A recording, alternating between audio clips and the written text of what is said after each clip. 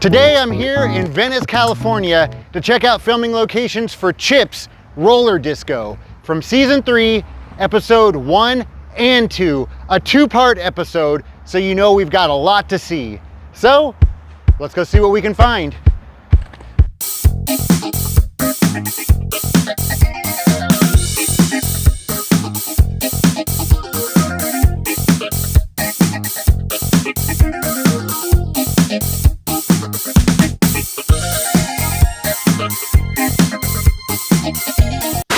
Our episode begins with the camera focusing on this patch of grass.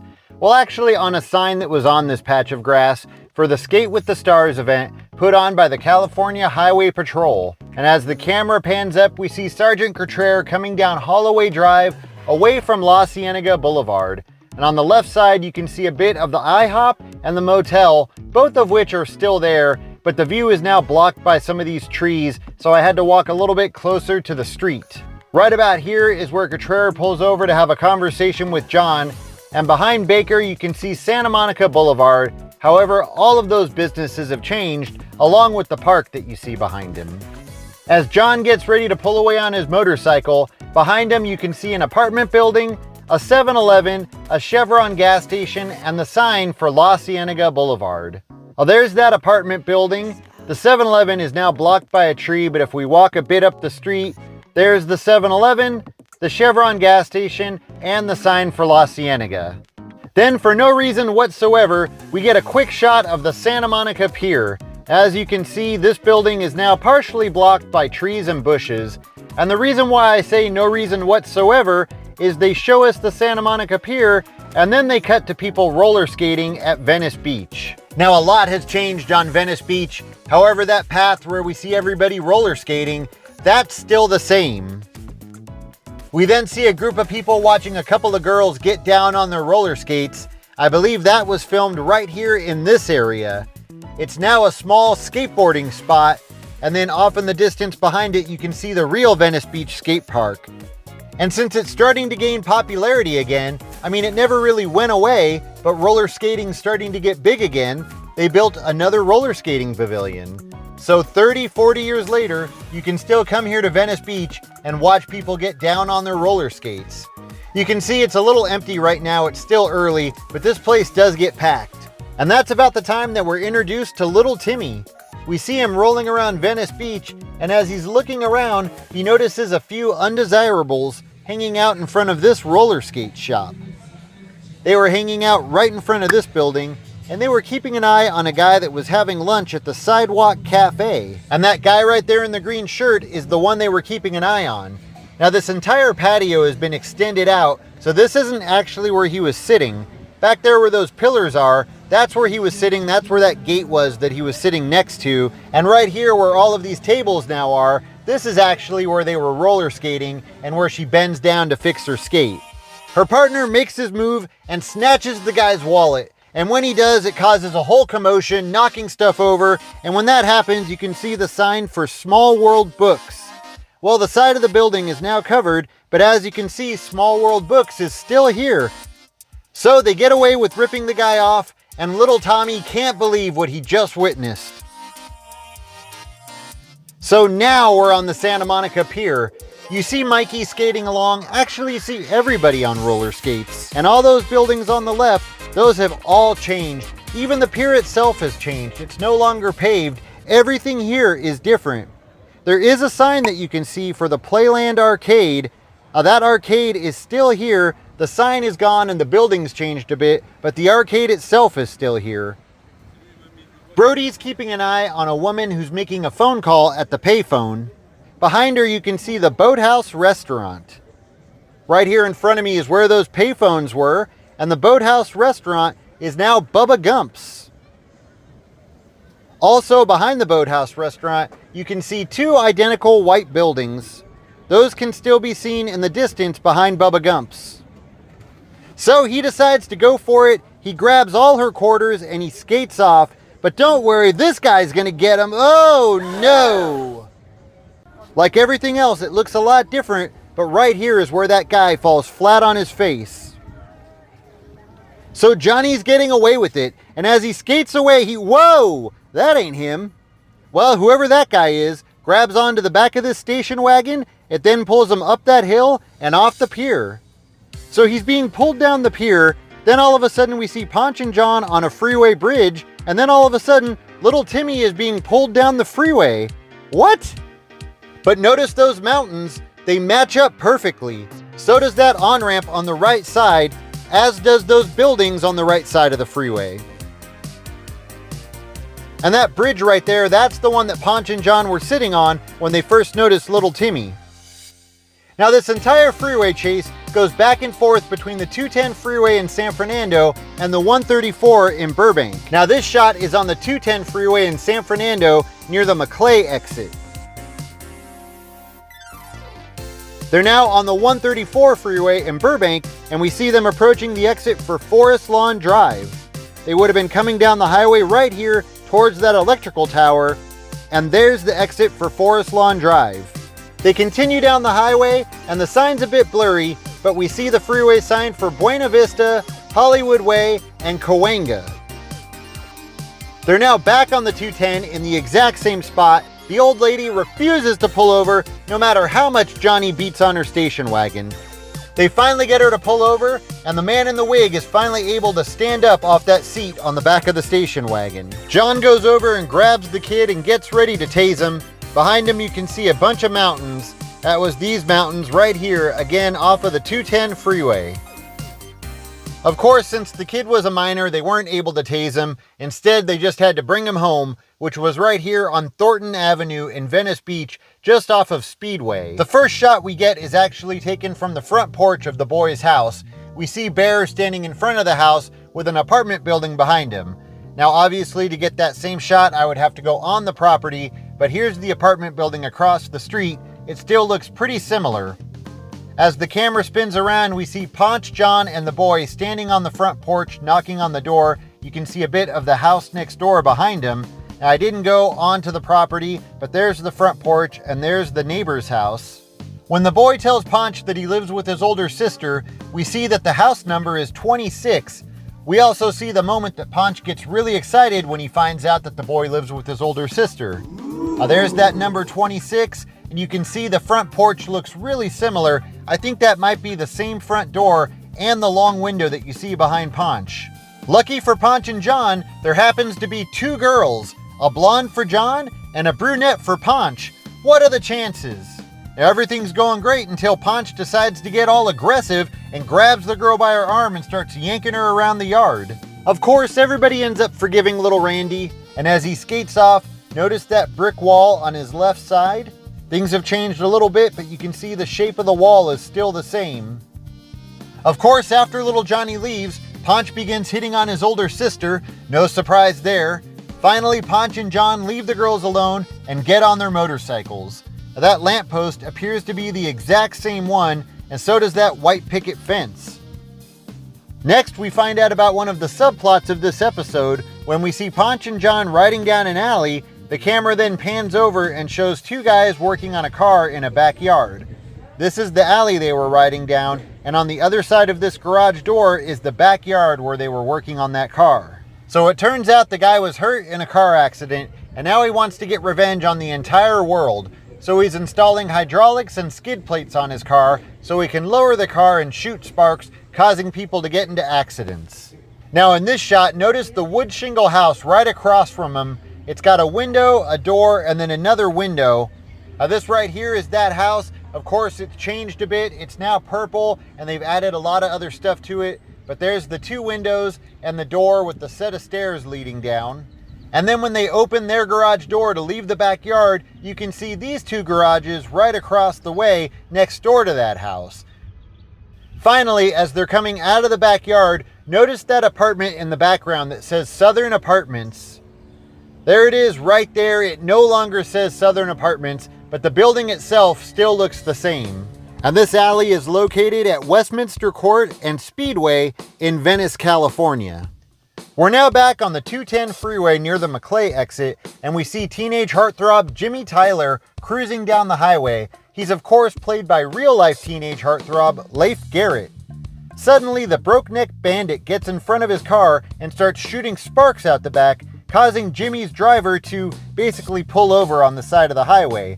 Notice that building with all the air conditioner units on top. You're going to be seeing a lot of it in this episode. There's the building with the air conditioning units, and there's where the highway splits. Basically, Jimmy's car was parked right about there. Now, for some reason, this causes a major multi-car pileup. Again, I think I found the problem. It's that ramp right in front of the white Cadillac. Very dangerous. When this car flips over, it causes another car to flip over on the other side of the highway. All of this is so traumatic for Jimmy that when Ponch finds him, he's unconscious. He even had to be hospitalized. Jeez, imagine if his car actually hit something. Meanwhile, back at Venice Beach, they're still getting down and getting funky on their roller skates.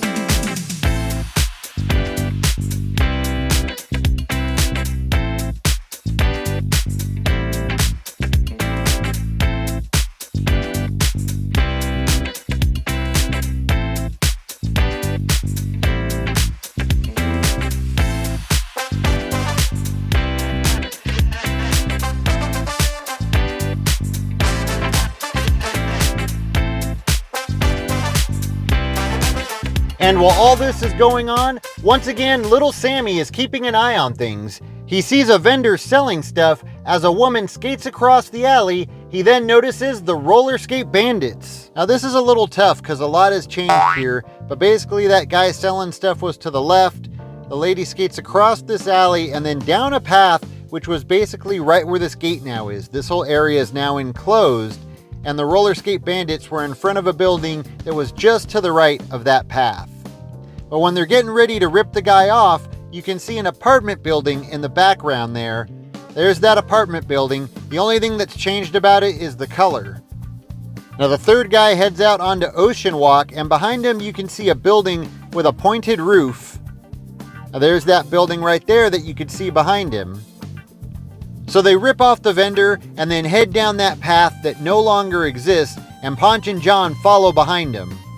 Now right over here is where the vendor was. They steal his bag, and then they skate off down that road, which was right here where this gate now is, and that building that was to the left of the road has also since been torn down. So the two guys are skating away, knowing that Ponch and Jon are following them. They duck just past that building that no longer exists, and then shoulder check two random guys in wigs. So this whole area right here that's now a parking lot, it's all enclosed. This is where they were skating, and then basically right here in this area is where they stop and wait for Ponch and Jon. And the reason that we know that is because if you look right over here, this building can be seen behind them while they're waiting to shoulder check Ponch and Jon. That building is still here, it's just a different color now. But other than that, the building still looks the same. The Broke-Neck Bandit is at it again on the 210 freeway, this time terrorizing a couple of bikers who are passing by, you guessed it, the building with all of the air conditioning units on top. But these bikers aren't going to let them get away with it. They follow them off the freeway, getting off the Paxton exit and making a right. But the car is able to lose the bikers in a dirt field. So Ponch is hanging out in front of the Beverly Hills Hotel, trying to figure out what celebrities he's going to get for the Skate with the Stars event, when all of a sudden some old guy in a convertible pulls up next to him. The car comes down the street right here and pulls up next to Ponch, who's standing on that island. Behind him you can see the sign for the Beverly Hills Hotel and the street sign for Crescent. Again, Ponch was standing right there on that island. The street sign behind him has since been moved. After a short conversation, Ponch realizes he's been talking to Ed McMahon, but by then it's too late and Ed McMahon drives away. Now the hospital that was used for this episode, at least for the exteriors, was West Hills Hospital. And I think I mentioned this before, this is where I was born. How exciting is that? Now the shot that we see in the show was actually taken from across the street, but there's now some buildings and trees that block that shot. So Jimmy's out of the hospital and cruising down the 210 freeway, again near the McClay exit. Unfortunately, he's having a little bit of a breakdown and ends up pulling his car over right next to, that's right, the building with all of the air conditioning units on top. I'm telling you, this building's in this episode more than Ponch and Jon. So Jon feels bad for Jimmy, and tells him he can come hide out at his apartment for a while. Jon's apartment was located at the Rain Tree apartment complex in Culver City. This property used to be part of MGM. I believe it was backlot number 3. You can see they even have a plaque on the property. So we see Ponch and Jon giving Jimmy an escort into Jon's apartment complex. They were coming right around that corner. And then Ponch and Jon parked their motorcycles right next to the building. They would have parked them right here. You can see the buildings still look exactly the same. They then give Jimmy the okay to pull his car into the parking garage, which would have been this one right here. There's also a scene later in the episode where a bunch of female fans are hanging out in front of the entrance to Jon's building. They were standing right here. You can see that balcony behind them, and those are the doors that Jimmy comes walking out of. Now that's about the time that Ponch and Jon show up. We see him walking past the building just before they notice all of the screaming fans. You can see that balcony behind them, and their motorcycles were parked back there in the distance. There's also a quick establishing shot of the front of Jon's building that I tried really hard to match up, but all of these trees make it pretty impossible. It actually took me a while to even figure out that this was the building, but this is it. I spent quite a lot of time matching everything up. Meanwhile, back in Venice Beach, the roller skating bandits are up to no good inside a jewelry store. Oh no, hidden skates! She grabs all the jewelry and heads out of the store. Now this is pretty much the shot. It's now blocked by heat lamps and trees and other stuff. That's a little bit better. This right here is the jewelry store. They come rushing out of the jewelry store, knock the lady who runs it down on the ground, and then underneath the ladder that would have been placed right here in the middle of the sidewalk. Right about then, Ponch and Jon turn onto Windward Avenue from Main Street. As the roller skating bandits are making their escape, they see Ponch and Jon coming down the street. Now this pink building wouldn't have been here at the time. This whole area was more open, and where this pink building is, that's where the blue wall was that people were leaning against. So the bandits turn and go the other way, this time for no reason, knocking a few people over. Again, right here is where that ladder would have been that they knock over as they skate off. The two guys skate away, and she puts away her roller skates and ducks into a bar. It's the same exact bar all these years later. One guy goes down the side of this building, cutting through the parking lot. Now this shot looks a lot different today because of all the cars that they have crammed in here. Uh-oh, Ponch isn't far behind. Meanwhile, little Billy watches as the woman gets away scot-free. Little Johnny then turns around and skates off to go see what else is going on around town.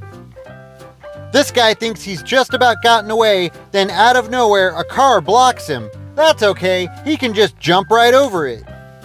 This is the spot where he jumps over that car. Amazing. Of course, he lands the jump and then finds a house and hops the fence into the backyard. The house is now completely covered by this gate, but you can see it still has the brown wood shingles on it. Ponch then comes down the alley. Notice that building to the left. He would have rode down the alley right here, and now this brand new apartment building blocks the one that you would have saw on the left. Ponch then watches as the guy jumps over the fence and then rides off down the alley to go around the other side. Now this shot still looks pretty similar, and if we go around the building out to the front, you look right across the street, and there's that apartment building that you can see to the left of Ponch. It's the same one that we saw earlier in the episode that said Southern Apartments. Meanwhile, the other guy is making his escape with Jon hot on his trail. He sees a large set of steps, and make sure to join us next time for part 2 of Roller Disco. Shoulder shimmies. There you go.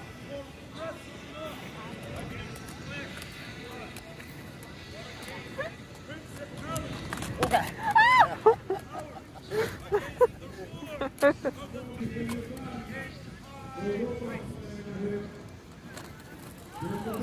Oh.